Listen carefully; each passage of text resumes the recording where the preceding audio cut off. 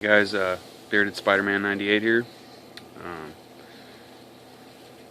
I've been saying that I was going to do a railroad Q&A type video because I've got a lot of comments and questions and stuff on my videos so far. So first I'll give you a little update. I've been done with class for a little bit. Been marked up. Went straight onto the road. And I love the road, so I do want to get some more yard experience, switching in the yard and handling of cars and stuff like that, because that's a really good experience to have. Kind of the common thing I've heard out there is a switchman will always make a good conductor, but a conductor will not always make a good switchman. So yeah, I'm going to try to mix it up and do a little bit of both, and then hopefully just build some seniority and go to the engine program as soon as I can. Okay, so I'll get into the questions and answers. I didn't find many that I already haven't answered, but a few people sent me messages, which my messages thing is kind of messed up, so I haven't been able to follow up and message them back with answers. So I have your questions in there. So yeah, let's get started. We'll start off with Docaholic here. He is wanting to go to the engine program and transfer up into the Northwest Division. Engineers right now, from what I've seen, their boards are turning really, really quick. You'll be on an extra board for a long time, but the boards are turning really quick. There's plenty of work. They actually need engineers. They've been pumping out engineer classes like crazy right now. So hopefully I'll get into the next one as well. But yeah, there should be plenty of work for you. Just make sure you can't get recalled, because they do have a 3 or 5 year recall thing in place there. So if you do an engine program, say like for example me, being from up here, if I did an engine program down in Oregon and then tried to come back here for 3 to 5 years or something, they could call me back to Oregon and I wouldn't have a choice. I'd have to go back. So make sure you kind of keep that in mind when you're doing your one seniority move across the division lines there. But other than that, I can say they're pretty busy. So yeah, they'll keep you busy up here for sure. James Smith asks, what is the pay? Pretty much in training, you have a set wage. I forget the exact amount, but it comes out to $1,400 every half or something. I don't know, something around like that. $1,400 a half. So kind of prepare yourself for that, and living within the means of that for the next few months. And then once you get out of class, you'll be normal wages, so you can make some good money out on once you're out of class and you're marked up. Shane Zolmer, forgive me if I pronounced that wrong, wanted to know if you have to have any previous railroad experience. No, you do not. They will train you. From what I saw, I think experience in like hard work. They want to know that you can handle lifestyle stuff like that. So, but you don't need to have any previous railroad experience. Some guys went to Choo Choo U, and it doesn't seem to be any different than somebody just hiring off the street. So as long as you meet all the requirements and stuff, you should be fine. So Vato 6056 asks, do they actually take your hair during the interview process? Yes, they will cut your hair. I actually this is perfect length for them to cut. They'll just kind of take like a little piece here, little piece here, little piece here. So they didn't take my beard. So just hair like that long, I think should do it. About an inch and a half, and that should be fine. But yes, they do take your hair. And if you're bald, they will take it from other places, so be prepared for that. Mark Schilling asks what the training schedule is like when you're in conductor training. If they do it the same way they did at mine, the training coordinators will come out and give you sort of a paper with a schedule on it that goes week by week. You'll probably have like week 1, 2, and 3 is classroom work, and then 4 through 6 is yard work, which when you're in the yard they will give you a schedule with the jobs. At least that's what they did for me. It could be different other places, I don't know. But you will know your schedule for the most part until you hit the road, and then you'll be getting a call just like a real conductor does. So you got to kind of watch the boards, and they'll show you all that. They'll prepare you for it. So just kind of put your life in their hands for the time being, and take in as much information as you can. It's going to be overload, big time, but if I can do it, anybody can do it, really. And not to say that you won't learn anything in class, because they do give you a really good platform to kind of launch off of. But once you get out there and you mark up, then you're going to really start learning stuff and learning the ropes, because you're going to be having to do it. You won't have that choice. There won't be a conductor there to help you. You'll be the one doing it. So, and you can ask the engineer questions if you get an engineer that's experienced and willing to help you, then you can ask him. And 99% of the time they're willing to help you, because nobody wants to get in trouble and no one wants to get hurt, and everyone wants to just stay safe out there and get home to their families or whatever.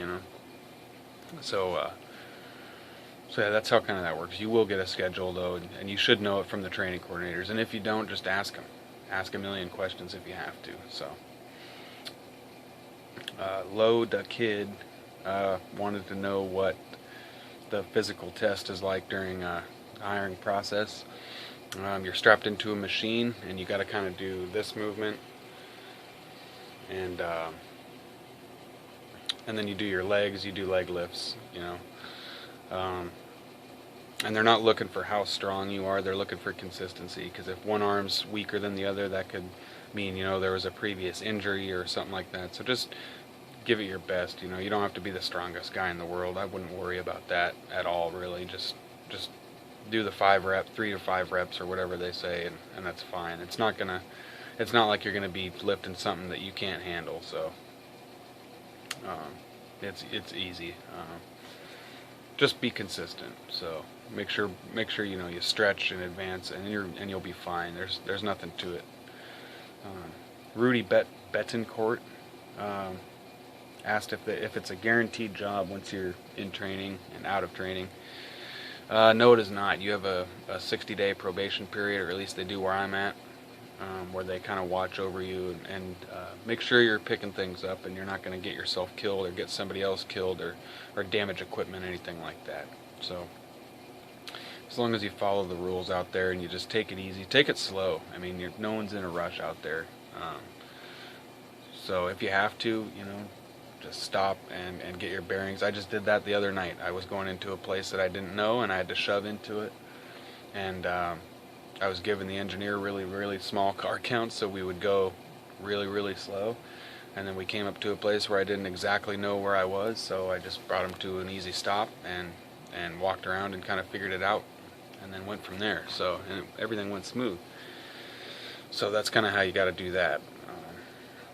It's not guaranteed though. You got to be able to pass the tests, and you got to be able to show that you are kind of picking it up and you're learning. So you can't be totally horrible at it, because they can you, in your 60 days, and you won't have a job anymore. So, and it's not to say that you're a bad person if they do can you. It's just maybe it's not cut out for you. So. Emily Cole sent me one of the messages that I wasn't able to get back, so I'll try to answer this as best I can, Emily. She wanted to know about the math and the reading test during the hiring process. I'm not sure. I've heard it kind of varies from place to place, but mine was really simple math and really simple reading comprehension. They want to make sure you're going to be able to understand people and do basic math, counting cars, stuff like that. if you go into the engine program, then it's going to be, you know, you have to calculate TOB and all this other stuff that you'll learn about there. But as far as the comprehension test goes, or the assessment test, or whatever they call it, it's really easy. Just take your time and do the best you can, and 99% of the people pass it. So really basic stuff. So I don't think you'll have a problem with that.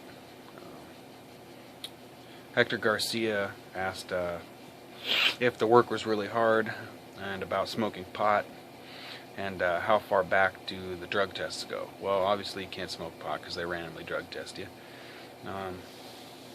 The work isn't too physically difficult, but you have to know where you're at, what you're doing, and you have to be able to take it slow, and you have to really be aware, because you know you're messing with really heavy, big equipment, and when it comes down to the equipment versus your flesh, the equipment's going to win every time. So there's not much leeway there. How far back do they go in the test? They went back 90 days for me, so I don't know how far back. I think that's just kind of system-wide, is when they take your hair, they're checking 90 days back to make sure you haven't done any illegal drugs and stuff like that. So that's pretty straightforward. Max Edwards pretty much wanted to know all about the training schedule, or the training. The training's pretty straightforward. They mix classroom, they mix yard switching, and they mix road work. So you'll be doing pretty much everything the railroad has to offer for you as a conductor. When you get out and you mark up, you will be qualified as a switchman, a conductor, and a brakeman. So it's pretty easy.